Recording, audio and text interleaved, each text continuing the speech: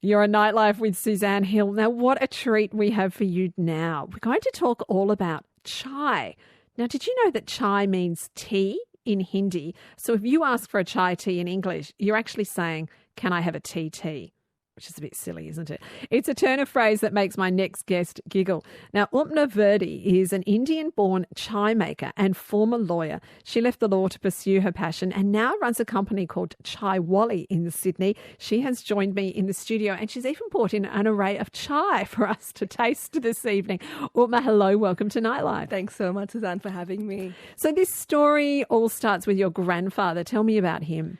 So my grandfather was an Ayurvedic doctor in India, and he was really passionate about bringing natural medicine to his local community. And he developed his own recipes, chai blends, spice blends, homeopathic blends as well, to make and give to local people in his community. And so do you remember the beautiful smells when you were a child? Tell me about those memories. Yeah, definitely. I think a combination between my grandfather's knowledge and just growing up with just an exotic family in terms of the spices that my mum would use in cooking every single meal really spoke to me and resonated with me. And everything I do, everything I make is about using spices. So what are the origins of chai anyway? It's been around for thousands of years, hasn't it? Well, as you said, chai does mean tea. So if we're thinking about the origin of tea, that does date back many, many, many years. However, masala chai, which is spices mixed with tea leaves, is quite a recent phenomenon in India. The British actually brought it to India, tea leaves itself. However, spice concoctions, which is more Ayurvedic tonics, so that's talking about the turmeric tonics you might get, or spice-infused tonics, they date back about 5,000 years in India when Ayurveda actually developed itself. Right. So up until the arrival of the British, it was very much a spice-based drink that was used for health benefits mainly? That's right, yeah. And so how did the British change things when they came? Well, the myth is that they actually stole tea leaves from China and planted them in India. I don't think that's a myth. I think there's some truth in that. And they didn't realize that what grew was actually tea leaves because the humidity and climate in India is so different to China. So when the tea leaves grew, it was significantly different to the Chinese tea plantations. So they didn't know for ages that Darjeeling and Assam, those were actually beautiful tea leaves. Really? Yeah. So what did they think they were then? They didn't know what it was. It wasn't until much later that they realized that this is amazing tea, and that's when the Darjeeling Fuss Fluss came about. Right. So did they actually think we've stolen the tea leaves, we've planted them, and we're not really getting what we thought we were? And it took them a while to go, hang on, this is going to work. Yeah. Right. And so when did the milk come into it? Because chai, when I think of it, is a milky drink. Well, it's become a common phenomenon across India. That's how you drink masala chai. You bring it to the boil with a combination of spices and teas. And I think it's because back they were making spice concoctions, so let's just add tea to it, add a bit of caffeine to it as well. But that in India, though, I mean, in India, are people still drinking that original masala chai without the milk as well? Yeah, definitely. So we, even today, my grandfather used to make those spice tonics, and we still make them in my company at Chai Walli. So we make caffeine-free blends without tea leaves as well. Yeah. Okay, all right. Now, you were a lawyer making a bit of chai on the side, and what made you think I'm going to swap the courtroom for a tea house? I never thought I would, to be honest. It was just my way of being, I guess, a first-generation migrant, and my way of showing the world who I am. And I am this hybrid person, and how do I exude those qualities that I've got being an Indian in Australia? And so it was definitely a side passion that I was doing in between being a lawyer, and it gave me a lot of creativity and allowed me to show the world in terms of this is what my heritage is, this is what my grandfather did, how do I portray it in the most positive way. But still, you've left a presumably high-flying, probably better-paying, maybe not career in law to become a tea maker. I mean, that must have been a huge leap for you. Well, definitely, I would like to say chai-flying.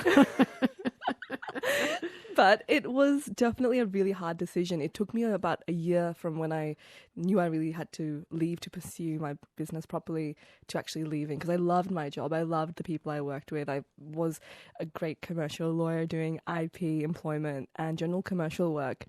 But this was a wave that I really wanted to ride, and I thought, if all else fails, I'll go back to being a lawyer. Mm-hmm. But if it doesn't, it does, who knows what could happen. Presumably your family were very proud of the lawyer in the family. yes. How did they feel about you going off to make tea full time? It was like a Bollywood. Like, think of like your most favorite Bollywood movie. Put my mum in there, my dad and my brother.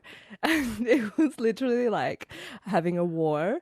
There was tears. There was shame on the family name comments. And it's a really big deal, I guess, in a family like mine to move to a country. And you're moving to that country for the upbringing of your children, for the stability, the independence, and the growth of their career. So I completely understood where they were coming from. However, I had other plans. All right. Did you settle it over a cup of chai? Oh, perhaps? yes. So everyone's it's on board all now? mellowed out. I think it took them seeing a written paper in The Age of me. And on the third page, there was a full-page feature of me in The Age with me holding a cup of chai and talking about it, for them to say, okay, you go spread your wings and chai away. Our guest is Uppma Virdi, who is an Indian-born chai maker and, as we've just heard, a former lawyer. Her company is at Chai Walli in Sydney. So where do you source the ingredients from for the chai that you make? Is it important that you put quality ingredients in chai? Yeah, definitely. For me, it's the integrity and the authenticity, and also the transparency of where we get things from. It's not just a mix of spices. It's not just banging things in. It's definitely an art form. It's a science. It's a chemistry. And so for me, using the highest quality ingredients is vital. So I visit India, currently, obviously not now, but I visit India to visit different tea farms, spice farms, to taste where we get things from, who we're supporting, where we're getting things from. So we go through organic and fair trade tea estates in India to get our tea leaves from. Now, there's chai and there's chai. Commercially, you can buy chai syrups, chai powders. What is an authentic chai? Well, authentic chai to me and my family is a lightly crushed blend of spices, not ground, not whole, but crushed. And what are the main spices that you'll find in a chai? It could be anything. So depending on where you come from, India, north, south, east, west, that depends on the climate of where you come from. So that will then determine what sort of masala chai you're brewing at home in what season. So you could use a combination of any spices. However, usually the base of it is fennel seeds. Really? Fennel? I had no idea there were fennel seeds in chai. Yeah. All right. So what does that bring to it? Fennel seeds is a very balanced, aromatic spice, and it also gives a lot of grounding and balance to the other flavors in it.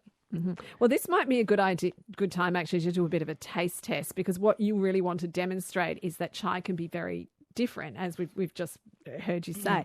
So what have you got for us that actually demonstrates that? Well, I've got 3 different blends today. It is a hot day outside today, so I wanted to demonstrate what it's like to drink a hot beverage, but using different spices in it. One is a cooling chai, which is our lemongrass chai. The second one is our really well-balanced 11-spice chai, and this one is my grandfather's recipe. It's more of a mellow, all-seasons, all-year blend. And thirdly, it's our golden chai, which is a spicy, warming blend. It's like your traditional punchy, spicy chai. All right, now, so we are about to taste it, but it's a bit like wine, Uppma. You want us to smell the bouquet of the chai before we actually try it? Definitely, because the actual blend will taste much different to what you smell. But when I actually develop blends, I want to really get a sense of what I'm using and the ingredients I'm using. So I want you both to breathe in the spices with your eyes closed and into your chest. All right. Now, I should say I brought in Belinda Tasco, who is one of our Nightlife producers, and she was very much on board with doing an interview about chai here on Nightlife. So Belinda's going to help out with the taste testing tonight. Belinda, are you ready to inhale the lemongrass chai? I certainly am, Suzanne, and I'm going to try the lemongrass chai. So you need to close your eyes. Close my eyes. It reminds me, in a good way, of horse paddocks, and I grew up with horses and things, and horse feed, and which I love those smells. I love those. That's what that one reminds me of, to smell. I'm sure All right, it tastes very I'll different. give it. You have to shut your eyes, according to Uppma, for this. Oh, yes. Yes, it's got a little bit of stepping out on a morning and smelling some fresh hay. Yes. Yes. So why are we smelling that? It's because it's going to be so different to what you're tasting. And there's a really beautiful story about this blend. I first had a lemongrass chai while visiting Bombay, and it's so humid there. It's very humid and hot. And this was a blend that was given to me from my auntie to ground me a bit. And then during COVID lockdown, I wanted to create a chai blend that was mellow, that allowed me to stop a bit and just smell the roses, if that makes sense. So I wanted to create a blend for customers to really enjoy the simple pleasures in life. And this was the blend I made. It's a mellow blend. It's designed to ground you. All right, Belinda and I will give this one a go now. Okay. Oh, yes. It's a very intricate blend, and there's a lot of levels and layers to it. So you really need to take your time, and not just on your tongue, but on it goes down as well. And not like the regular chai you would get at your average cafe. No. Like it hasn't got that real sweet quality to it. It is very subtle. So this is the cooling one. So even though it's a hot day, you would say we could still drink a chai like this because it's got those calming. I've used a lot of cooling spices in it, like fennel seeds. We have some tulsi, which is Indian holy basil, and lemongrass, which are all cooling components. So what do you think, Uppma, when you look around and you see all of those chai powders and chai syrups? Are they just bastardizing the whole chai process? Well, look, I'm not a hater. What I think I'm doing is being a chai crusader and really giving the world something authentic and an option to choose to drink chai the authentic traditional way as well. It must have been. I mean, I remember 20 years ago, chai wasn't very well known, I think, in many Western countries. And I think one of the big coffee chains probably started making it and introduced it to a lot of people. And suddenly, everywhere I went, chai was popping up left, right and centre. So, I mean, you must be thrilled to see that this drink has sort of appeared all over the world now. Yeah, I feel like in Australia, we've gone through phases of having a chai syrup, then a chai powder, then a sticky chai. And I guess now we're in the phase of actually seeing things being done authentically. Whereas in Australia, we do food so well authentically. Our Japanese, Thai, Indian food is really delicious. But I feel like the beverage of chai is still trying to get its name out there. Whereas coffee, I mean, everyone's a coffee snob these days in Australia. In Melbourne, especially where I originally come from. I've even got my barista training because I'm from Melbourne and that's what we do there. All right, so that's the lemongrass chai. So we're going up the scale of heat and spiciness, aren't we, with the chais we're going to try? Yep, just to note, this one had honey in it. Honey is not typically in chai. You generally put jaggery or Indian natural sugar. The next one is our 11-spice chai. It's my grandfather's blend, so I'm really proud of it. I developed it about 7-8 years ago, and it's still my go-to blend, and the go-to blend for many people. I want you to smell this one. Really important to smell this, and really take your time in it. There's a lot of spices and elements to it. Okay. So, Uppma, when it comes to what spices are allowed, is there a rule of spices you can choose from, or is it anything goes? I don't know if I would say anything goes, because there are so many different blends and so many different companies creating things like chocolate chais and all that stuff. But for us, it's trying not to adulterate it too much and keeping it simple and honing in on the beauty of spices and natural things that the world gives us. Because we are seeing chais mixed with coffee, for example, in some of the shops. Chai, Dirty chai. What other variations have emerged? I think the pumpkin spice latte. That one. And I've just seen a few things. I don't drink any other chais than ours in terms of, I've never had a dirty chai before. So I'm not sure what that tastes like. Have you ever tried one? I have had a dirty chai by accident, I think, but I'm not that into coffee. So. No. Yeah. All right. Okay, so this is the next one. What did you think of the smell of that? Belinda was much better at getting a label for this. A lot more complex and completely different to the first one. This is more getting into the more familiar chai territory, whereas the first one was a pleasant surprise with, and particularly it's a hot drink, but you don't get that heat sensation when you're drinking it. It's right, really, isn't it? You feel managed to stay quite cool inside. Yes, it's like it's a bit of magic going on there. Yeah. This one might be really hot still because this thermos is extra good. Okay. So just in India, they actually slurp chai. If you noticed that when you were there, because chai is delivered to you hot, steaming from the pot, they actually like. You meant to slurp it like that. Why? To actually cool it down. So what, you're cooling it as it goes into your mouth? Oh, that's what the slurping does. Yeah. All right, Belinda, have a good slurp. Okay. This slurp one for the radio. And if you do like wine or coffee cupping or wine tasting, they make you slurp it because the aeration allows you to taste the tea leaves. I slurped the wrong way. Now, this one isn't overly sweet. So how do you see the role of, I mean, people put sugar, people put honey. What role does that play in the chai tradition? I don't add any sweetener to my chai because it's so important for me to taste the spices and understand the balance. And I'm just used to it now. However, it is very common to sweeten your chai. It also depends on what sweetener you use, because different sweeteners will actually bring out the flavor of the spices better. And you're going to notice that in the last blend I'm going to give you to try. Okay. All right. This one is not got any sweetener in it. You're going to get a lot of black tea in it because I've actually cooked it longer to actually get all the spices and tea leaf taste out. Now, do you always put a tea leaf in No, chai? we don't. No. We, as I said, every blend has its a caffeine-free alternative, which is what my grandfather was really passionate about, was creating caffeine-free masala chai blends. Okay, so you can choose to have it caffeinated or not have it caffeinated. we call them the blend sisters, so they have a sister. All right, let's try this final chai. Tell us about the next one, Uppma. So the next one is our golden chai, which is a warming chai. In India, you'd call it a karak chai, which is more of a punchy, spicy street chai. It is warming, so I definitely recommend having it on a colder day, or if you're feeling like you need a bit of exhilaration. Okay. Exhilaration. Ooh.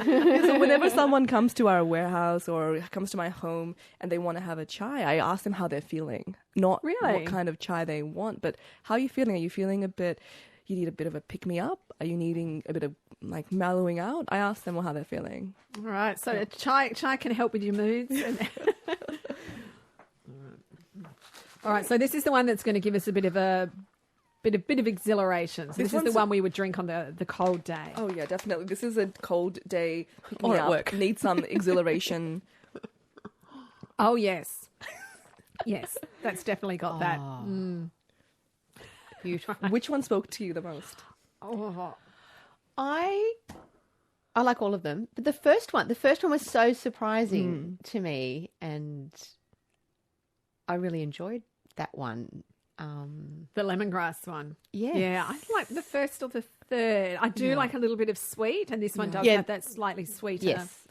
Sweeter But not too flavour. much, not that overly sickly sweet that you get from the chai Yeah, and that's syrups. because it's a natural sugar we've used. It's called jaggery, or you can use rapadura as well, and it really complements the spices. Whereas honey can, depending on what blend you're putting it in, can actually take away from the flavour of the spices. But this one complements it. Yeah. All right, well, I think we'll officially wrap the taste test up there. And Belinda, I must thank you for being willing to come in and drink chai. I know it's a hard ask. Thank you, I Suzanne. thank you for rising to the occasion. It's Belinda Tasker, champion chai drinker as of this evening. Now, our guest on Nightlife is Uppma Virdi, who is, she's a chai maker. I suppose a chai walla. Is that what? That's the tradition, the name in India, isn't it? When someone sells something, a walla is the name you give to the... It's the male, and the wali is the female. Wali, I see. Chai wali. So a chai wali, right? Yeah. And in India, of course, there are, I vividly remember being on the trains and at a station that people would get on the chai wallas and just come through basically, selling chai right down the carriage. Yeah, they'd say things like garam garam chai, which means hot chai. Aha. Yeah. All right. Now, Uppma, the milk, does the milk matter, the choice of milk? For me, definitely. It's a really important element to chai, and we try to use unhomogenized dairy milk. However, if you're not using dairy milk and you can't have dairy milk, you can use soy, oat, or any other beverage milk that you want to. And what about presentation? How is it traditionally presented? You would make it in a pot, in a saucepan, bring it to the boil and serve it in a teapot, and then put it into glasses if you need to. So glasses normally, so you can see it? That's the way it's generally done in India. All right, so look, if you're going out to look for a good pot of chai, there is the cheap, there's the good. How do you choose a good chai from a not so good chai? It's understanding what makes a good chai and the flavors that go into it. So powders and syrups and things, understanding, are they made from natural spices or are they using artificial flavors? So ensuring that you are using some spices in them. Mm-hmm. So I'm told that you met your husband over chai and seduced him over spices. Tell me that story. It's a spicy story. Not so really.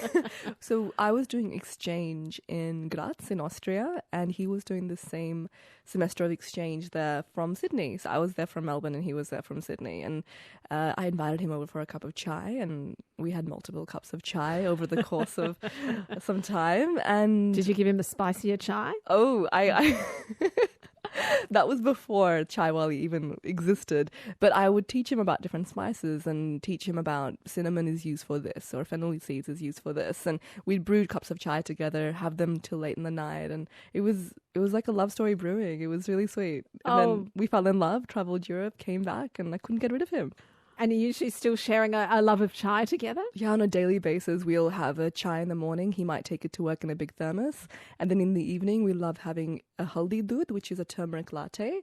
It's a traditional Indian drink that you have before you go to sleep with turmeric and cinnamon. It's really beautiful and a great way to go to sleep. So do you ever drink just normal black tea? Sometimes we do. You do? Yeah, Okay. yeah, we do. Because the tea farms we work with produce beautiful like English breakfast or Earl Greys. I do occasionally like having a simple tea as well. So what about making chai at home? Is that something that people can actually embrace and work up their own blends? Oh yeah, so depending on what spices you have, you can try to concoct something at home. But for me, it's all about understanding what spices are used for what and what resonates with me. So when I make a new blend, it's understanding what I'm trying to feel that day. The mallow blend I created by smelling and really sensing the grounding spices and creating a blend that way. So go experiment, go in the kitchen, see what you have already and create a blend that way. I don't think I could possibly figure out how to match my mood with my spices. but just, I mean, just so, you know, if someone listening at home thought, actually, I just like to see what I could do. Yeah. Could you give us a very basic chai recipe that Yeah. most people would have some spices and just talk us through how you do it? Well, fennel seeds is always a base that my go-to because it helps balance everything else. And then add on from there. Like try adding some cloves, some cinnamon, some So what are you doing? You're cardamom. mixing, you're boiling all of You're these putting it things? into a mortar and pestle if you have one, Mhm. and you're kind of crushing it. Then if you have tea leaves, and it's really important what tea leaves you use.